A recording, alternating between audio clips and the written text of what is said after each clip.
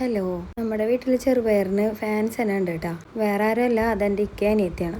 അവരെ കൂടി ഞാനിപ്പോൾ ചെറുപയർ കൂട്ടി തുടങ്ങിയിട്ടാ. ഇന്നത്തെ ഐറ്റം എന്ന് പറയുന്നത് ചെറുപയർ ഉപ്പേരി, അതുപോലെ തന്നെ ചെറുപയർ മുട്ടത്തോരനാണ്. ഇതൊക്കെ ഇപ്പോൾ ആർക്കാ വെക്കാൻ അറിയാത്തതല്ലേ, എന്നാലും ഞാൻ ചെറിയ ടിപ്സൊക്കെ പറയാമെന്ന് വിചാരിച്ചു. അപ്പോൾ ഇതാ ചെറുപയറൊക്കെ കഴുകി പച്ചമുളകും ഉപ്പും വെള്ളം ഒഴിച്ചിട്ട് ഒന്ന് വേവിക്കാൻ വെച്ചു കേട്ടോ. പിന്നെ വെളുത്തുള്ളിയും ചുവന്നുള്ളിയൊക്കെ ഇതേ ചതച്ച് സെറ്റാക്കി വെച്ചിട്ടുണ്ട്. അരിയാൻ പാടില്ല കേട്ടോ. ചെറുപയർ ഇത്രത്തോളം വെന്ത സ്ഥിതിക്ക് നമ്മൾ ഈ ചുവന്നുള്ളിയും വെളുത്തുള്ളിയൊക്കെ നല്ലോണം ചോക്കനെ തന്നെ വറക്കണം. കുറച്ചൊന്നും മൂപ്പിച്ചാൽ പോരാ, ചോക്കനെ വറുത്താലാണ് ഇതിൻ്റെ ടേസ്റ്റ് കൂടുന്നത്.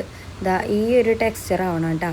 അതേസമയം ചെറുപയർ അധികം വെന്തിട്ടില്ലെങ്കിൽ ഈ ചുവന്നുള്ളി വെളുത്തുള്ളി ഇത്രയും ചോക്കനെ വറക്കണ്ട, ജസ്റ്റ് ഒന്ന് വാടിയാൽ മാത്രം മതിയാവും. അപ്പോൾ വേവിച്ച് വെച്ച് ചെറുപയറും കൂടെ ഇട്ട് നല്ലോണം ഒന്ന് മിക്സ് ചെയ്തിട്ട് അതിലുള്ള വെള്ളത്തിൻ്റെ കൺസിസ്റ്റൻസി പോണ വരെ ഒന്ന് തുറന്ന് വെച്ചിട്ട് ഇതുപോലെ ഒന്ന് ഇളക്കി സെറ്റാക്കി എടുക്കാം.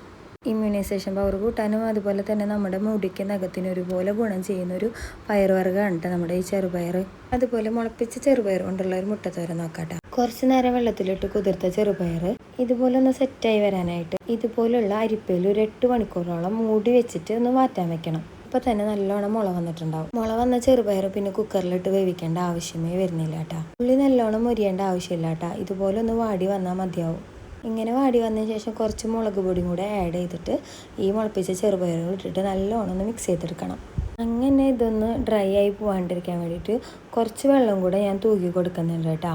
പിന്നെ അതിലേക്ക് വേണ്ട ആവശ്യത്തിനുള്ള ഉപ്പും കൂടെ ഇട്ടിട്ട് നല്ലോണം ഇതൊന്ന് മിക്സ് ചെയ്തിട്ട് അടച്ച് വെച്ച് കുറച്ച് നേരം ഒന്ന് കുക്ക് ചെയ്തെടുക്കാം. അതിലുള്ള വെള്ളമൊക്കെ ഒന്ന് മാറിയെന്ന് കണ്ട സ്ഥിതിക്ക് കുറച്ച് നാളികേരം കൂടെ ആഡ് ചെയ്തിട്ട് ഒന്ന് മിക്സ് ചെയ്തെടുക്കണം.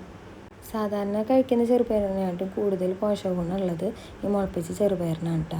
ഇങ്ങനെ ഒരു സ്പേസിൽ കുറച്ച് വെളിച്ചെണ്ണയും അതുപോലെ മുട്ടയും കൂടെ കൊത്തി വെച്ചിട്ട് നല്ലോണം ചിക്കി ഇതുപോലെ ഒന്ന് സെറ്റാക്കി എടുക്കാം കേട്ടോ. നമ്മുടെ വീഡിയോ ഇഷ്ടമായ ലൈക്ക് ചെയ്ത് സപ്പോർട്ട് ചെയ്യാൻ മറക്കല്ലേ.